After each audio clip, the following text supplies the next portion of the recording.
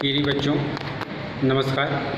मैं इंजीनियर कुमार शुक्ला आज आपको कक्षा 9 में केदारनाथ अग्रवाल की रचना है अच्छा होता और दूसरी रचना है सितार संगीत की रात। अच्छा होता में यदि मनुष्य, इसका जो तात्पर्य है मनुष्य मनुष्य के लिए काम करता, मनुष्य मनुष्य की भलाई चाहता और मनुष्य मनुष्य के लिए वो सब करता, बिल्कुल स्वार्थी ना होता, निस्वार्थ भाव से काम करता। और सितार संगीत में जिस प्रकार से सितार पर उंगलियां चलती हैं उसी प्रकार से मनुष्य अपने कर्तव्य के प्रति सचेत रहे और जीवन में क्या उतार चढ़ाव हैं उनसे ओतप्रोत हो, इसी का वर्णन है। आइए हम लोग पढ़ते हैं केदारनाथ अग्रवाल के अच्छा होता और सितार संगीत की। अच्छा होता। अगर आदमी आदमी के लिए परार्थी, पक्का और नियति का सच्चा होता, ना स्वार्थ का चाह बच्चा, ना दगैल दागी, ना चरित्र का कच्चा होता। अच्छा होता अगर आदमी आदमी की दिलदार, दिलेर और हृदय की थाती होता, ना ईमान का घाती, ठगैत ठाकुर, ना मौत का बाराती होता। इस प्रस्तुत काव्य पाठ में अच्छा होता में केदारनाथ अग्रवाल जी ने मनुष्य को मनुष्य के लिए कैसा होना चाहिए इस बात पर प्रकाश डाला है। केदारनाथ जी कहते हैं कि मनुष्य एक सामाजिक प्राणी है और वह समाज में रहता भी है। कितना अच्छा होता अगर आदमी आदमी के लिए अच्छा होता। क्या होता है? परार्थी। परार्थी माने होता है दूसरों की भलाई चाहने वाला। कवि कहता है कि कितना अच्छा होता कि मनुष्य स्वार्थी ना होके दूसरे की भलाई के लिए, परमार्थ की भावना के लिए होता या दूसरे की भलाई का कार्य करता और स्वार्थ उसे छूता तक नहीं, है ना। किसके लिए करता? आदमी आदमी के लिए।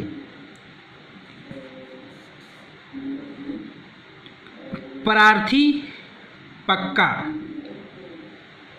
और नियति माने होता है ईमानदार, भाग्य।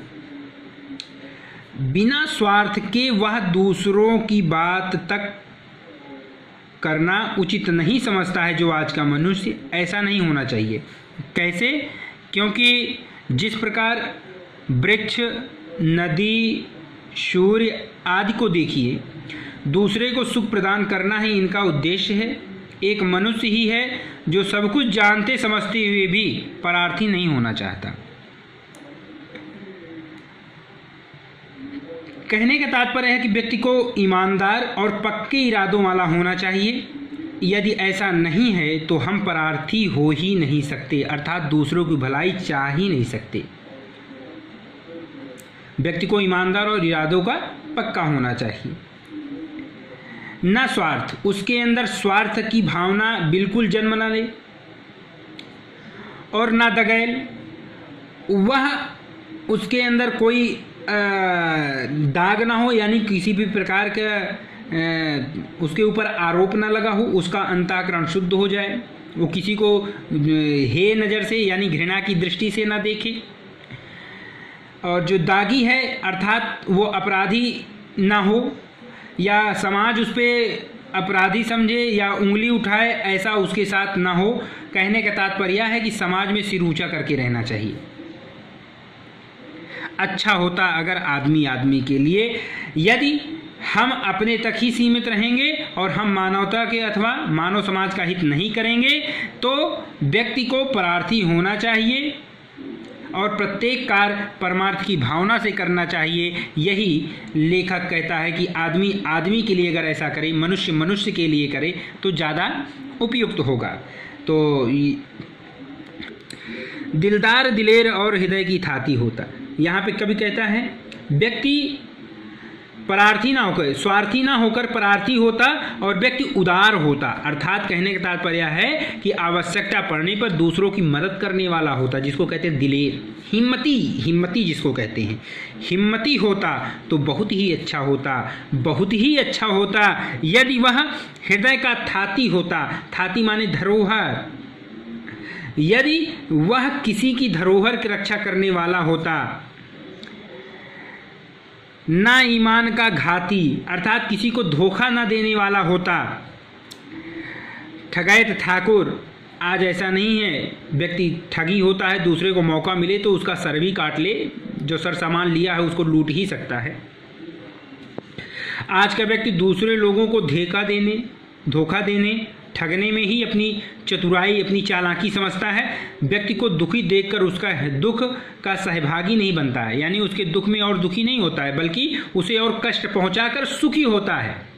व्यक्ति यदि किसी ईमानदार पर चोट करने वाला, ठग जाति के मिथ्या यानी झूठे अभिमान से ग्रसित हो, आतंकवादी न होता तो बहुत ही अच्छा होता। कहने का तात्पर्य है कि कवि सभी व्यक्तियों को यथासंभव समस्त मानवीय गुणों से युक्त देखना चाहता है। तो प्यारे बच्चों, इसका जो काव्य सौंदर्य है, रस शांत है, भाषा खड़ी बोली है, छंद मुक्त है, अलंकार अनुप्रास और अनुप्रास अलंकार है और मनमोहक प्रयोग हुआ है अलंकार का, और भाषा बता ही दिए खड़ी बोली है, शैली विवेचनात्मक है, गुण प्रसाद है, शब्द शक्ति अभिधा और लक्षण है। अब हम सब आगे चलते हैं।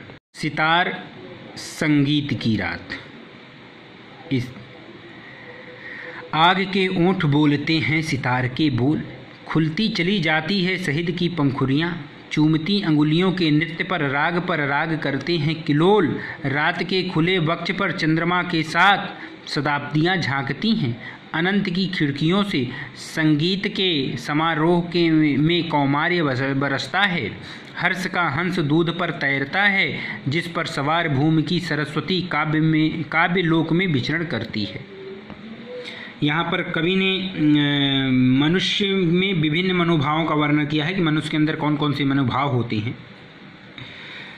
कवि कहते हैं कि आग के ओंठ सितार के बोल बोलते हैं, जिससे शहद की पंखुड़ियाँ खुलती चली जाती हैं। यानी मनुष्य जब लोगों के सामने, आजकल के लोग जो मन में दूसरे के प्रति अनेक प्रकार की जो कटुता भरी होती है, वो आग के बोल ही तो हैं, लेकिन जब वो बोलते हैं तो उनके मन से मधुर स्वर लहरियाँ ही निकलती हैं कि तुम्हारा कितने हम अजीज हैं, तुम्हारे लिए कितने प्रकार हम क्या नहीं कर सकते हैं। चूमती अंगुलियों के नृत्य पर राग करते किलोर। कभी कोई व्यक्ति किसी व्यक्ति के सामने या आभास ही नहीं हो पाता कि इसके मन में कितनी कटुता मेरे प्रति भरी है या नहीं। वह विभिन्न प्रकार के हाव भाव प्रदर्शित करता हुआ अपने मन के भावों को बड़ी प्रसन्नता के साथ प्रकट करता है।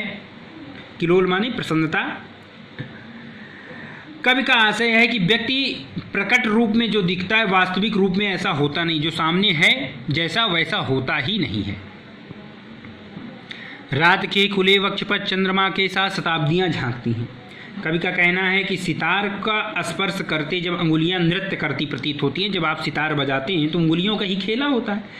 उनके इस क्रियाकलाप से एक के बाद एक राग उत्पन्न होते हैं और चारों ओर चंद्रमा की श्वेत चांदनी फैली होती है और युवाओं के मन में एक के बाद एक इच्छाएं उत्पन्न होती हैं। जिस प्रकार एक के बाद एक राग उत्पन्न होते हैं, उसी प्रकार युवाओं के मन में एक के बाद एक इच्छाएं उत्पन्न होती हैं, जिसका अंत कहीं नहीं है। भाई मन कोई इच्छाओं की कोई अंत तो होता नहीं कि ये चीज़ पा गए तो हम संतुष्ट हो जाए। संगीत के समारोह में कौमार्य बरसता है। चतुर्दिक युवा, कौमार्य माने कुंवारापन, यानी युवा और युवतियाँ, उनका यौवन दृष्टिगोचर होता है, दिखाई देता है। चारों ओर प्रसन्नता का वातावरण है। युवाओं का मन मयूर चंद्रमा की धवल चंद्रिका में नृत्य करता सा प्रतीत होता है। और इस संपूर्ण दृश्य को देखती हुई माँ जिस पर सवार भूमि की सरस्वती, देखती हुई कवि की वाणी रूपी सरस्वती काव्य लोक में विचरण करने लगती हैं, अर्थात युवाओं के विचारों को कविता के माध्यम से प्रकट करने की क्षमता कवि में होती है, जो उत्पन्न हो जाती है। यह कविता रचना की ओर प्रवृत्त करती हैं। कहने का तात्पर्य है कि संगीत की रात में वे कितना बढ़िया जो यहाँ पे मानवीकरण कर दिया है तो संपूर्ण में अनुप्रास अलंकार, तत्सम शब्दों के खड़ी बोली का प्रयोग किया गया है, विवेचनात्मक है। और संगीत समारोह में युवाओं की जो भागीदारी को अंकित किया है कवि ने, उसका भी कोई जवाब नहीं है। तो आप देख लीजिए, रस शांत और श्रृंगार दोनों है, छंद मुक्त है, अलंकार अनुप्रास है और विरोधाभास भी है, गुण प्रसाद है, शब्द शक्ति लक्षणा व्यंजना है और भाषा आपकी खड़ी बोली है। प्यारे बच्चों, फिर अगली वीडियो के साथ हम सब नए पाठ के साथ फिर मिलते हैं। तब तक के लिए नमस्कार।